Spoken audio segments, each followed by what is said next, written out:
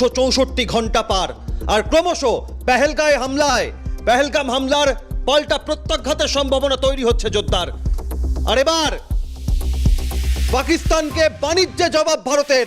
CN news রুমে আপনাদের স্বাগত, সঙ্গে আমি অভিক। যে খবর পাওয়া যাচ্ছে ইতিমধ্যেই পাকিস্তানের থেকে প্রত্যক্ষে পরোক্ষে কোনোভাবে কোনো আমদানি আর না।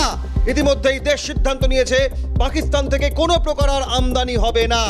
চামড়া, প্লাস্টিক থেকে শুরু করে বিভিন্ন পণ্য যা আমদানি হতো পাকিস্তান থেকে, কখনো ঘুরপথে শ্রীলঙ্কা, সৌদি আরব, দুবাই বিভিন্ন মাধ্যমে বা কখনো সরাসরি, সমস্ত বাণিজ্যে আমদানিতে সম্পূর্ণ নিষেধাজ্ঞা জারি ভারতের।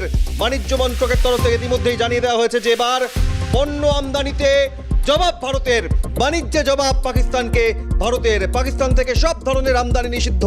ইতিমধ্যেই সিদ্ধান্ত দেশের সরকারের, করা জবাব ভারতের। পেহেলগাম হামলা 22 এপ্রিল, 264 ঘন্টা পার, 11 ঘন্টা পার, 11 দিন পার, এবং সেখানে ক্রমশ প্রত্যাঘাতের সম্ভাবনা হচ্ছে জোরদার। আর এমতো অবস্থায় সিন্ধু জলবন্টন চুক্তি থেকে শুরু করে ভিসা, পাক নাগরিকদের দেশে ফিরে যাওয়া থেকে শুরু করে রপ্তানি আমদানি সব দিক থেকে এবার জবাব ভারতের। ইতিমধ্যেই আপনারা জানেন যে প্রধানমন্ত্রী নরেন্দ্র মোদী কিছুক্ষণ আগেই বার্তা দিয়েছেন, সন্ত্রাস দমনে কোনো রকম কোনো সমঝোতা নয়, লড়াই চলবে, কঠিন লড়াই। আর এমতো অবস্থায় এবার বাণিজ্যের জবাব কিভাবে? প্রায় $4 লক্ষ ক্ষতির মুখে পড়তে চলেছে পাকিস্তান। তার কারণ পাকিস্তান থেকে যে সমস্ত পণ্য আমদানি হতো, আপনাদের জানাই 2019-এ পুলওয়ামা হামলার পর এই আমদানির ওপর নিষেধাজ্ঞা জারি করা হয়েছিল, এমনকি 200% পর্যন্ত শুল্ক চাপানো হয়েছিল এই আমদানির ওপর। তাতে হিমশিম খেয়েছিল পাকিস্তান। আর এবার পেহেলগামে 26 জন নিরস্ত্র নিরীহ ভারতীয় পর্যটকের ওপর হামলা, তাদের শহীদ হওয়ার ঘটনার পর এবার বাণিজ্যে করা জবাব ভারতের।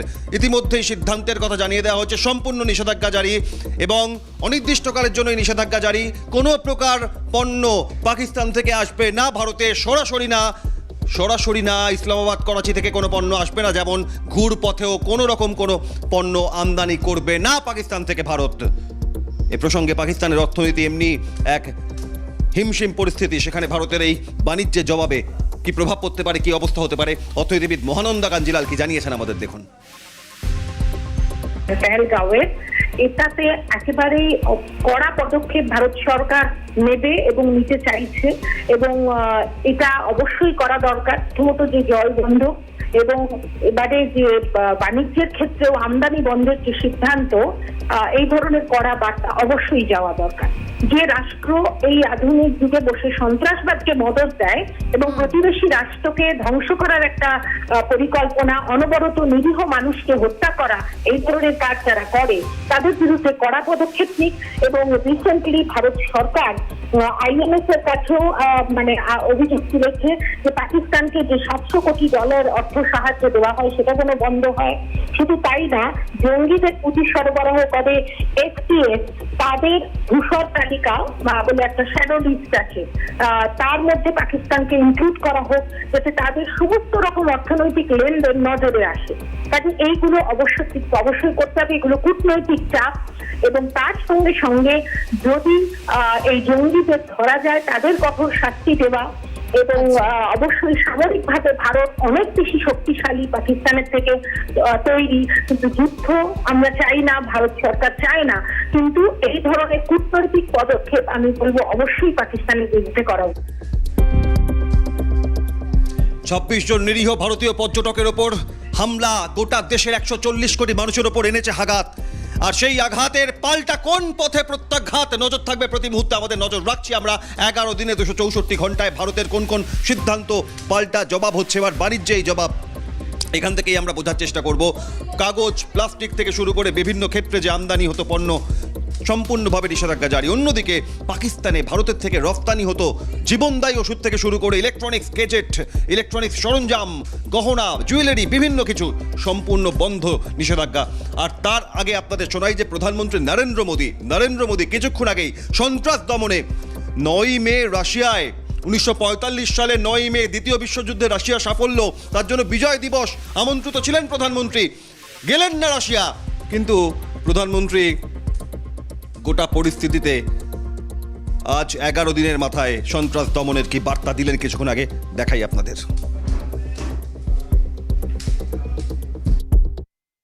हम एक मत हैं कि आतंकवाद मानवता के लिए सबसे बड़ा खतरा है। पहलगाम में हुए आतंकी हमले में मारे गए लोगों के प्रति राष्ट्रपति लॉरेंसो और अंगोला की संवेदनाओं के लिए मैं उनका आभार व्यक्त किया।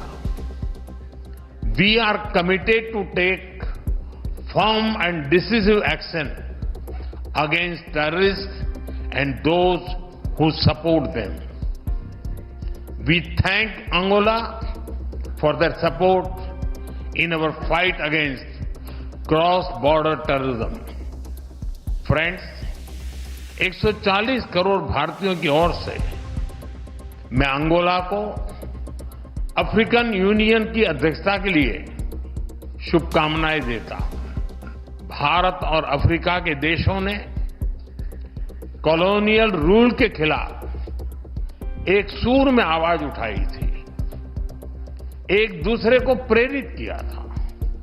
आज हम ग्लोबल साउथ के हितों, उनकी आशाओं, अपेक्षाओं और आकांक्षाओं की आवाज बनकर एक साथ खड़े रहे हैं। প্রধানমন্ত্রীর বার্তা শুনলেন, আর প্রত্যেক মুহূর্তে কোন পথে প্রত্যাঘাত সেই নজর যেমন রয়েছে, একই সঙ্গে কোন কোন জবাব দেয় ভারত পাকিস্তানকে। আমদানি রফতানির ক্ষেত্রে ইতিমধ্যেই পণ্য আমদানিতে সম্পূর্ণ নিষেধাজ্ঞা, এই নিয়েই আমরা কথা বলবো। সরাসরি আমাদের সঙ্গে রাজনৈতিক বিশ্লেষক, আন্তর্জাতিক সম্পর্ক বিশেষজ্ঞ দেবাশিস নন্দী রয়েছেন। আন্তর্জাতিক সম্পর্ক নিয়ে ভারত পাকের যে ক্রমশ 1999-এর কার্গিল হোক, 2019-এর পুলওয়ামা, 2025-এর পেহেলগাম, একের পর এক ঘটনা বারবার এবার সীমান্তের সমস্ত সহ্য সীমা পেরিয়েছে পাকিস্তান। দেবাশিস বাবু, আমি প্রথমেই জানতে চাই যে একদিকে যেমন ইসলামাবাদ, করাচি অর্থনৈতিকভাবে বিধ্বস্ত পরিস্থিতির মধ্যে গত বছরের পর বছর ঢুকছে, সেখানে দাঁড়িয়ে আমদানি যদি পাকিস্তান থেকে যা যা আমদানি, চামড়া, কাগজ, প্লাস্টিকজাত দ্রব্য সম্পূর্ণ বন্ধ করে ভারত, এবং পাল্টা ভারত থেকে ইলেকট্রনিক্স সরঞ্জাম থেকে জীবনদায়ী ওষুধ থেকে জুয়েলারি যা যা ভারত থেকে রপ্তানি হতো সম্পূর্ণটা বন্ধ হয়, এই পরিস্থিতি কোন দিকে গড়াতে পারে? ভারত ও পাকিস্তানের মধ্যে জন্মলগ্ন থেকে যে উত্তেজনা রয়েছে 47 থেকে, তার প্রধান কারণ সীমানা এবং সীমানা অতিক্রান্ত সন্ত্রাসবাদ এবং অস্ত্র প্রতিযোগিতা। যেটা মূল বাধা ছিল সেটা হচ্ছে অবাধ বাণিজ্য, অর্থাৎ দুই দেশের মধ্যে অবাধ বাণিজ্য বৃদ্ধির একটা চেষ্টা ভারতের পক্ষ থেকে বরাবরই করা হয়েছিল। সেটা বাইলেটারালি করা হয়েছিল, যাতে বাণিজ্যিক আদান প্রদান বাড়ানোর মাধ্যমে অন্য সীমান্ত সমস্যাকে বাইপাস করা যায়। কিন্তু পাকিস্তানের পক্ষ থেকে বারবার বলেছিল কাশ্মীর সমস্যা হচ্ছে একমাত্র গুরুত্বপূর্ণ ইস্যু, ওইটা সমাধান না হওয়া পর্যন্ত বাণিজ্যের গতির প্রকৃতি বাড়বে না। এটা পাকিস্তানের সরকারের স্ট্যান্ড। সার্কের মধ্য দিয়েও একাধিক সার্কভুক্ত দেশগুলোর মধ্যে অবাধ বাণিজ্যের জন্য 7টা চুক্তি স্বাক্ষরিত হয়েছিল 1 জানুয়ারি 2006। সেখানেও পাকিস্তান বা অন্যান্য সদস্য রাষ্ট্রের সাথে ভারতের বাণিজ্যিক আদান প্রদান বৃদ্ধি পেয়েছিল, কিন্তু পাকিস্তানের সাথে হয়নি। এবং এমন আবহে যে আমরা যদি বলতে পারি যে পাকিস্তান এবং ভারত যে বাণিজ্য আগামী দিনে বন্ধ হতে যাচ্ছে আমদানি রপ্তানি, সেটা ভারতের সিদ্ধান্ত। সেটা সিদ্ধান্ত কতগুলো কারণ রয়েছে। এক হচ্ছে একটি সন্ত্রাসবাদী রাষ্ট্র যার সাথে বাণিজ্যিক সম্পর্ক এবং সাংস্কৃতিক সম্পর্ক কন্টিনিউ করা খুব মুশকিল এই অবস্থাতে, তার জন্য ভারত এটা সিদ্ধান্ত নিয়েছে। এবং যদি আমরা বাণিজ্যের বলি যে আমদানি রপ্তানি, তাহলে দেখবো যে বেশিরভাগ পণ্যই ভারত থেকে পাকিস্তানে যায়, পাকিস্তান থেকে কম সংখ্যক পণ্যই আসে রক সল্ট আসে আপনার ওই মার্বেলস আসে, কিছু চিনি। ভারত থেকে জীবনদায়ী ওষুধ থেকে শুরু করে কাগজ, প্লাস্টিক, আরো মেশিনারি গুডস এগুলো পাকিস্তানে যায়। এবং এই বাণিজ্য যদি আমরা দেখি যে এই 2025-এর 1 জানুয়ারি থেকে এপ্রিলের শেষ প্রান্ত পর্যন্ত 30 এপ্রিল পর্যন্ত দেখা যাচ্ছে যে ভারতের তরফ থেকে পাকিস্তানে রপ্তানি করা হয়েছিল $446.57 মিলিয়ন সমমূল্যের পণ্য। পাকিস্তান থেকে আমরা আমদানি করেছিলাম মাত্র $0.42 মিলিয়ন মূল্যের পণ্য। সুতরাং বাণিজ্যিক যে ডিসব্যালেন্স, অর্থাৎ যে ট্রেডের যে ব্যালেন্স কিন্তু নেই। ফলে আমরা যদি বন্ধ করি, এতে আমরা খুব একটা লুজার হব না, পাকিস্তান লুজার হবে। কারণ ভারত এর কাছ থেকে যে পাকিস্তান খুব কম দেশেই রপ্তানিযোগ্য পণ্য রপ্তানি করতে পারে, সুতরাং ভারত একটা বাজার ছিল। সুতরাং আমরা সামরিক উপায়ে, কূটনৈতিক উপায়ে এবং তৃতীয়ত যে অর্থনৈতিকভাবে পাকিস্তানকে বয়কট করার মধ্য দিয়ে পাকিস্তানকে আর্থিকভাবে চাপে রাখতে পারে, এটা একটা কৌশল। এবং দ্বিতীয়ত যেটা তাৎপর্যমণ্ডিত সেটা হচ্ছে এই সিদ্ধান্তটা খুব আশু প্রয়োজন ছিল, কারণ অভ্যন্তরীণ জনমতের একটা বড় চাপ ছিল সরকারের ওপর। যেই দেশ সন্ত্রাসবাদী কার্যকলাপকে মদত দেয় এবং ভারতের নিরাপত্তাকে বিঘ্নিত করে এবং এক্ষেত্রে দাঁড়িয়ে শত্রুর ওপর আঘাত হানার আগে শত্রুকে ক্রমশ দুর্বল করে তোলা।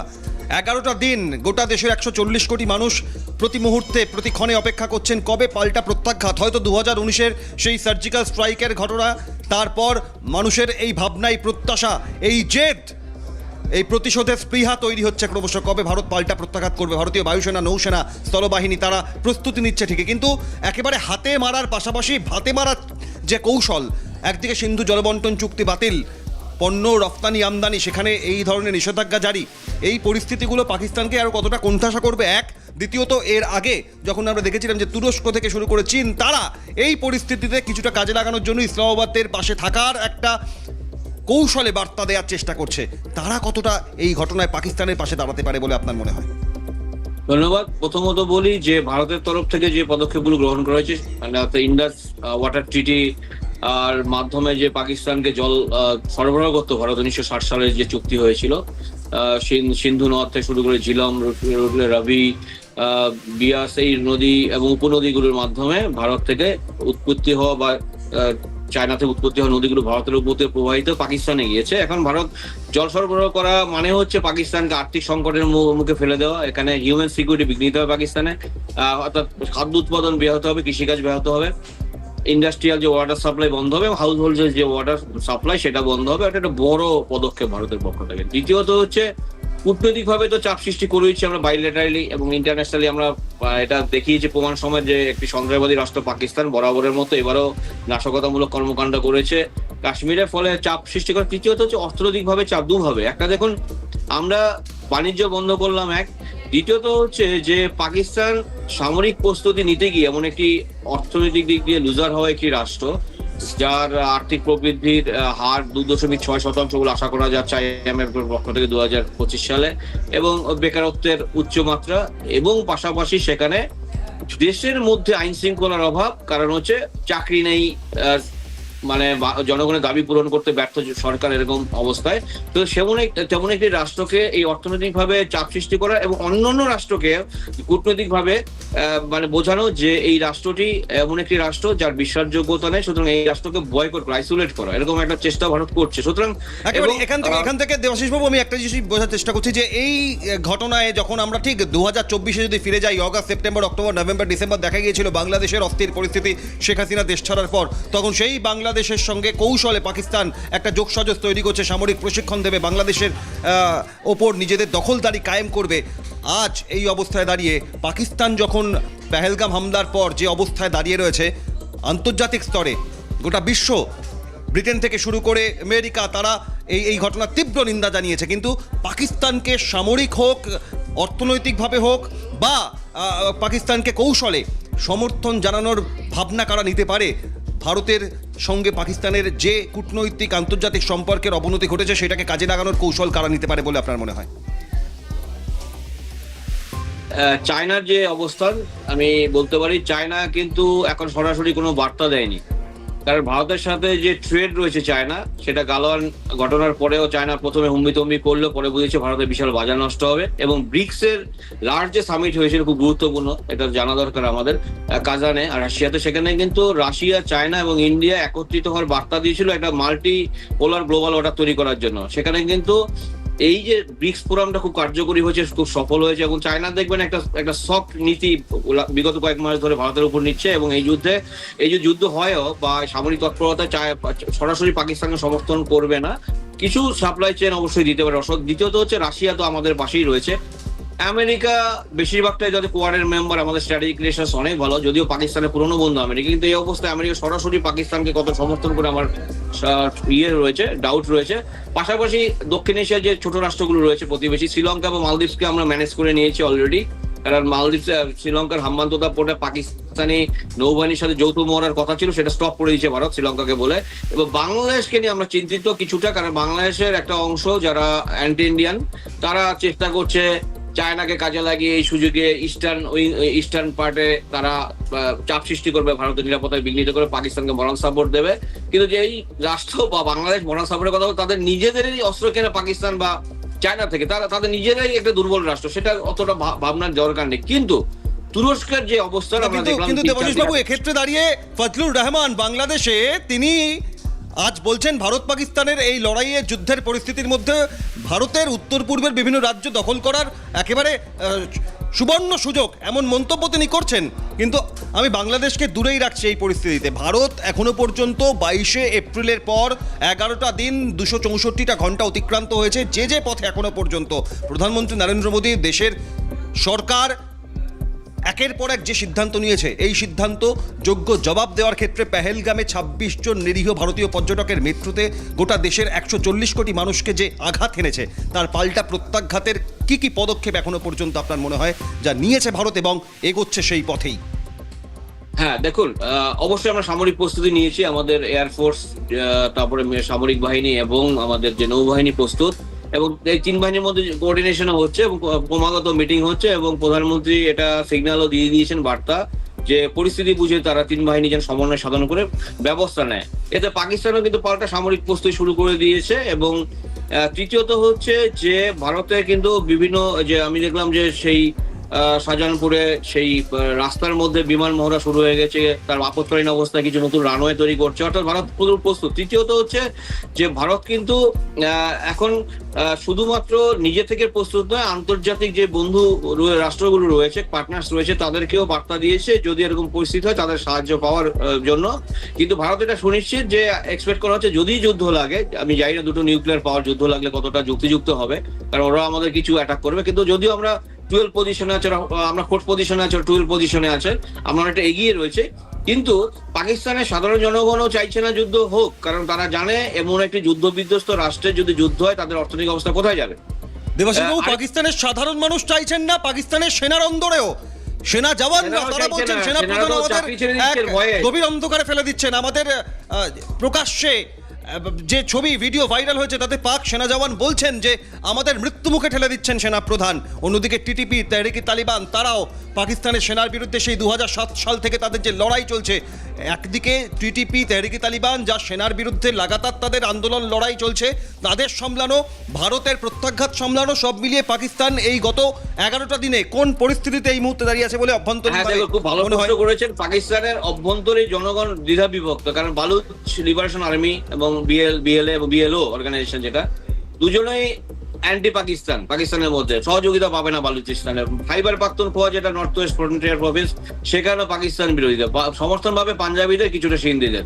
সুতরাং পাকিস্তানের মধ্যেই পাকিস্তান সরকারের বিরুদ্ধে বিক্ষোভ হয়েছে, এবং দেখলাম গতকাল খাইবার পাখতুনখোয়াতে পুলিশ এবং সামরিক বাহিনীর মধ্যে লড়াই, অর্থাৎ পুলিশেও সামরিক বাহিনীকে মানছে না, তুচ্ছতাচ্ছিল্য করছে, এবং সামরিক বাহিনীর বিরুদ্ধে আক্রমণ করেছে বিএলএ, গত মাস আমরা দেখেছি রেল বিস্ফোরণের ঘটনায়। সুতরাং পাকিস্তানের মধ্যে অভ্যন্তরীণ ইন্টিগ্রিটি নেই। সুতরাং একটা রাষ্ট্র জোর করে যুদ্ধের দিকে যাচ্ছে এবং সামরিক বাহিনীকে বাইপাস করে আইএসআই কে ক্ষমতা দিচ্ছে, নিরাপত্তা উপদেষ্টা হিসাবে বানিয়েছে আইএসআই একজন কর্তা ব্যক্তি। একেবারে সেক্ষেত্রে দাঁড়িয়ে নিজের অভ্যন্তরে এক বিধ্বস্ত পরিস্থিতির মধ্যে, দেবাশিস বাবু সঙ্গে থাকুন, আমি আপনাদের আরো একবার জানাই দর্শকদের যে পেহেলগাম হামলার পর যখন সিদ্ধান্ত হয়েছিল যে ওয়াঘা সীমান্ত সিল করার, ভারত সময়সীমা বেঁধে দিয়েছিল পাকিস্তানি নাগরিকদের ফিরতে হবে দেশে, আর এবার সেই ওয়াঘা সীমান্ত খোলা হলো। তার কারণ পাকিস্তানি নাগরিক যারা ভারতের বিভিন্ন প্রান্তে রয়েছেন তাদেরকে দেশে ফিরতে হবে। ওয়াঘা সীমান্ত খোলার সিদ্ধান্ত ইতিমধ্যেই, যেমন সিন্ধু জলবন্টন চুক্তি বাতিল, ভিসা বাতিল, বিভিন্ন ক্ষেত্রে একের পর এক কড়া জবাব বাণিজ্যে। তার কারণ কোনো প্রকার আমদানি হবে না,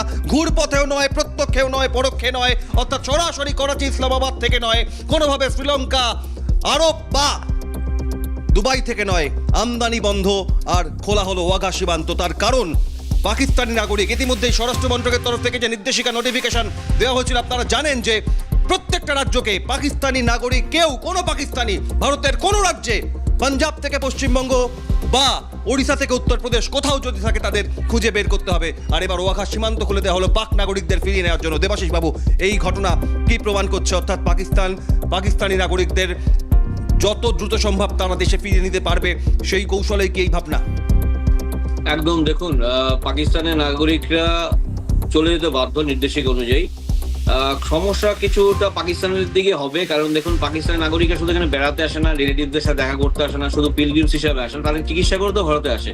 ইভেন আমাদের মনে থাকবে যে আমাদের ওয়াসিম আকরাম, খুব জনপ্রিয় পাকিস্তানি ক্রিকেটার, তার স্ত্রী যখন হুমা আকরাম অসুস্থ ছিলেন, তিনি ভারতে চিকিৎসা করাতে নিয়ে এসেছিলেন তার স্ত্রীকে, এবং পাকিস্তান সাধারণ নাগরিকরাও আসেন, তারাও যেমন মুশকিলে পড়বে, পাশাপাশি যারা পিলগ্রিমস আজমের শরীফে দেখতে আসেন পাকিস্তানি পিলগ্রিমসরা, তারা মুশকিলে পড়বেন। এবং দুদেশের মধ্যে টুরিস্ট সাধারণ, নর্মাল টুরিস্ট সাধারণ প্রধান খুব মিনিমাল নাম্বার, কিন্তু যেটা মুশকিলে সেটা হচ্ছে যে ব্যবসায়ীদের আনাগোনা এবং পাকিস্তানে যে চিকিৎসা করাতে যারা আসতেন তাদের গতি প্রকৃতি বন্ধ হবে। কিন্তু তার সাথে একটা ভালো দিকও হবে, ভারতের পক্ষ থেকে যে ধরনের ইউথরা পাকিস্তানে যেতেন বিভিন্ন কর্মকাণ্ড, বিভিন্ন শিক্ষার ভিসা নিয়ে কিংবা সেখানে বিভিন্ন ব্যবসার জন্য, তারা অনেকে জঙ্গি হয়ে ফিরে আসতেন।